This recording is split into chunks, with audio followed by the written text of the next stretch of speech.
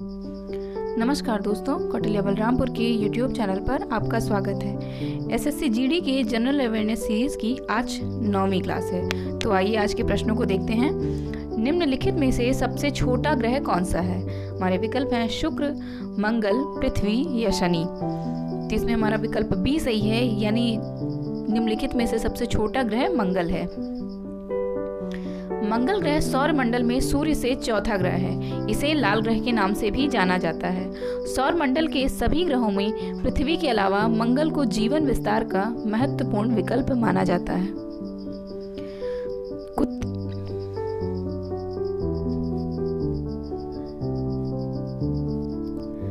कुत्ते के काटने के इलाज के लिए टीके की खोज किसने की थी? जेनर ने, रॉबर्ट कोच ने, विलियम हार्वे ने या लुई पास्चर ने?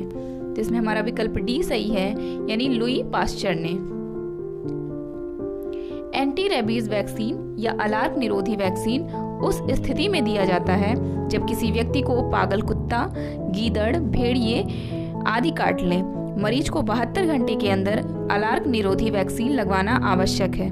वैक्सीन न लगवाने की स्थिति में रेबीज रोग होने का खतरा होता है। इस टीके की खोज लुई पास्चर नामक फ्रांसीसी वैज्ञानिक ने की थी। हमारा अगला प्रश्न है, चार मीनार कहाँ स्थित है? हमारे विकल्प हैं हैदराबाद, मैसूर, औरंगाबाद या कोलकाता। तो इसमें से हमारा पहला विकल्प ए सही है, यानी चार मीनार हैदराबाद में स्थित है। चार मीनार 1591 में निर्मित भारत के हैदराबाद, तेलंगाना में स्थित एक स्मारक और मस्जिद है। सुल्तान मोहम्मद कुली कुतुब शाह ने इसका निर्माण करवाया था। अगला प्रश्न है, राष्ट्रीय विकास परिषद की स्थापना किस वर्ष हुई थी? 1948 में, 1954 में, 1942 में या 1952 में? तो इसमें हमारा विकल्प डी सही है, यानी 1952 में।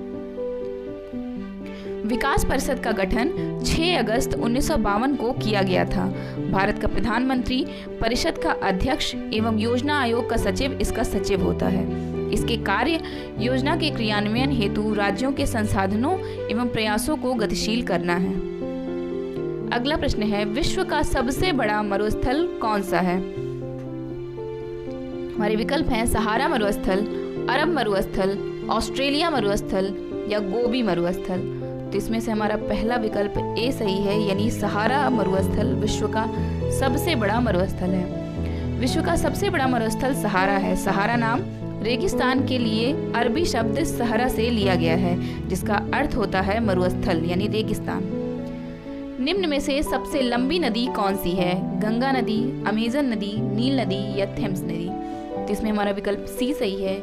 निम्नलिखित में से सबसे लंबी नदी नील नदी है। विश्व की सबसे लंबी नदी नील नदी है। इसकी लंबाई 6650 किलोमीटर है, जो कि अफ्रीका की सबसे बड़ी झील विक्टोरिया से निकलती है।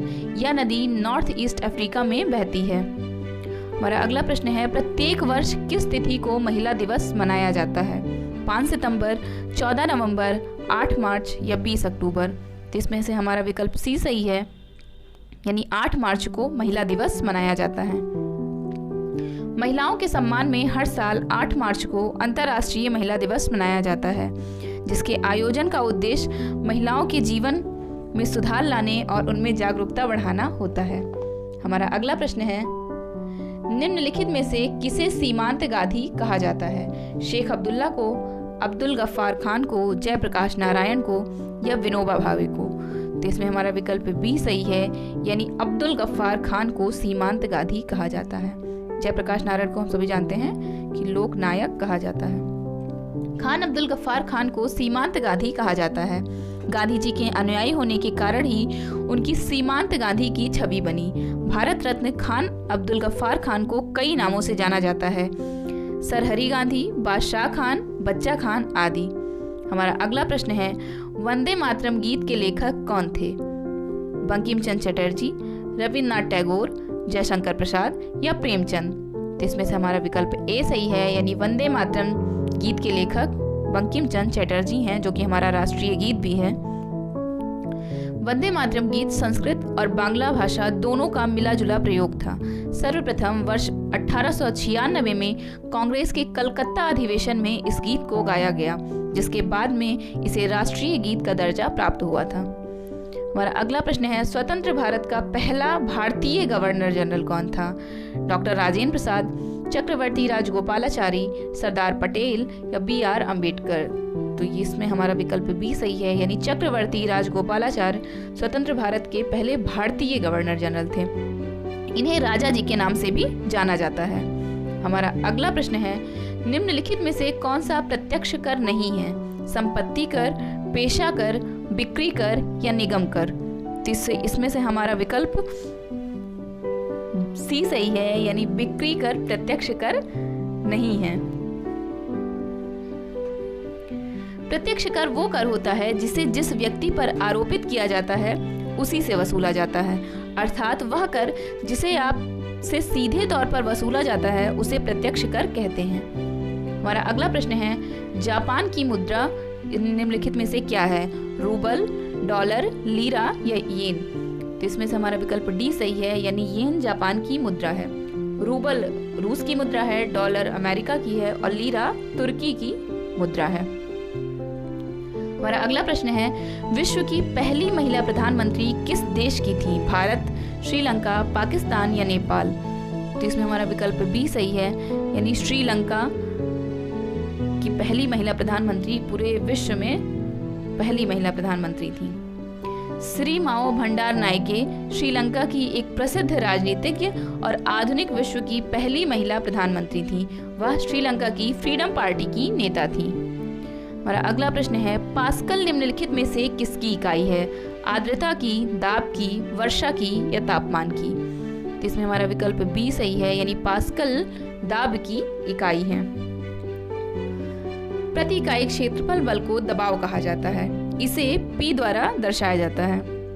दबाव की SI इकाई पास्कल होती है। हमारा अगला प्रश्न है, मूंगफली का सबसे बड़ा उत्पादक देश कौन सा है? भारत, सूडान, ब्राजील या चीन? तो इसमें से हमारा विकल्प डी सही है, यानी चीन मूंगफली का सबसे बड़ा उत्पादक है।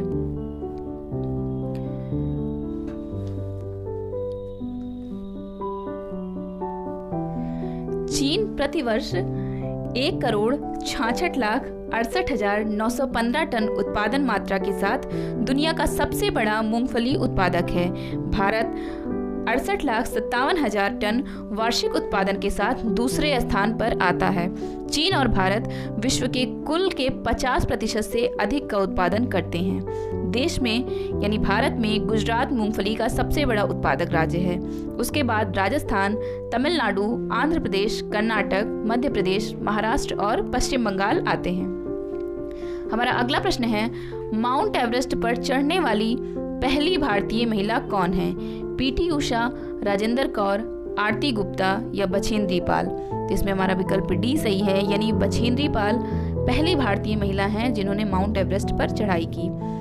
बछेंद्री पाल, जिनका जन्म 24 मई 1954 को हुआ था, माउंट एवरेस्ट पर चढ़ने वाली प्रथम भारतीय महिला हैं। सन 1984 में इन्होंने माउंट एवरेस्ट फतेह किया था। वे एवरेस्ट की ऊंचाई को छूने वाली दुनिया की 5वीं महिला पर्वतारोही हैं। वर्तमान में वे इस्पात कंपनी टाटा स्टील में कार्यरत हैं, जहां वह चुने हुए लोगों को रोमांचक अभियानों का प्रशिक्षण देती हैं। हमारा अगला प्रश्न है, ठीक 0 डिग्री सेल्सियस पर कटोरे में रखे बर्फ और पानी में क्या परिवर्तन आएंगे? सारी बर्फ पिघल जाएगी या सारा पानी बर्फ बन जाएगा या कोई परिवर्तन नहीं आएगा या थोड़ी सी बर्फ पिघल जाएगी? जिसमें हमारा विकल्प सी सही होगा, यानी कोई परिवर्तन नहीं आएगा। हमारा अगला प्रश्न है, राष्ट्रीय आय क्या होती है? बाजार कीमत पर निवल राष्ट्रीय उत्पाद, उपादान लागत पर निवल राष्ट्रीय उत्पाद, बाजार कीमत पर निवल घरेलू उत्पाद या उपादान लागत पर निवल घरेलू उत्पाद? तो इसमें से हमारा विकल्प डी सही है, यानी उपादान लागत पर निवल घरेलू उत्पाद ही राष्ट्रीय आय होती है। हमारा अगला प्रश्न है, इस समय भारत में निम्नलिखित में से कौन सी विनिमय दर अपनाई जाती है? नियत विनिमय दर, फ्लोटिंग विनिमय दर, उच्चाधिकीलित विनिमय दर या निम्न अधिकीलित विनिमय दर? तो इसमें से हमारा विकल्प ए सही है, यानी नियत विनिमय दर इस समय भारत में अपनाई जाती है। हमारा अगला प्रश्न है, मानव शरीर में हड्डियों की कुल संख्या कितनी होती है? 203, 206, 207 या 205? ये तो सभी को पता होगा कि मानव शरीर में कुल हड्डियां 206 होती हैं। शरीर की कुल 206 हड्डियों में आधी से ज़्यादा यानी कि 106 हड्डियां तो सिर्फ हाथ और पैरों में ही होती हैं। हाथ में 27 और पैर में 26 होती हैं। रिस्ट में 8 और एंकल में 23 हड्डियां होती हैं। शरीर की सबसे लंबी और मजबूत हड्डी थाई या जांघ की फीमर हड्डी है। हमारा अगला प्रश्न है, ईरान की पार्लियामेंट किस नाम से जानी जाती है? दारुल अमाम, मजलिस, आवाम ईरान या कौमी असेंबली? तो इसमें से हमारा विकल्प बी सही है, यानी ईरान की पार्लियामेंट को हम लोग मजलिस के नाम से जानते हैं। ईरान एशिया के दक्षिण पश्चिम खंड में स्थित देश है। इसे सन 1935 तक फारस यानी पर्शिया के नाम से भी जाना जाता था।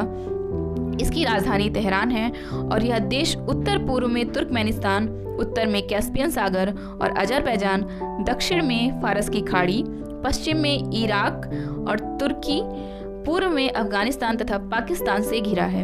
यहाँ का प्रमुख धर्म इस्लाम है तथा यह क्षेत्र शिया बहुल है। प्राचीन काल में यहाँ बड़े साम्राज्यों की भूमि रह चुकी है। ईरान को 1979 में इस्लामिक गणराज्य घोषित किया गया था। यहाँ के प्रमुख शहर तेहरान, इस्फहान, तबरेज, मशहद इत्यादि हैं। राजधानी तेहरान में देश की 15% जनता वास करती है। ईरान की अर्थव्यवस्था मुख्यतः तेल और प्राकृतिक गैस निर्यात पर निर्भर है। फारसी यहाँ की मुख्य भाषा है। हमारा अगला प्रश्न है, भारत में वीरता के लिए दिया जाने वाला सर्वोच्च पुरस्कार कौन सा है? भारत रत्न, महावीर चक्र, परमवीर चक्र या अर्जुन पुरस्कार? जिसमें से हमारा विकल्प सी सही है, यानी परमवीर चक्र वीरता के लिए दिया जाने वाला सर्वोच्च पुरस्कार है।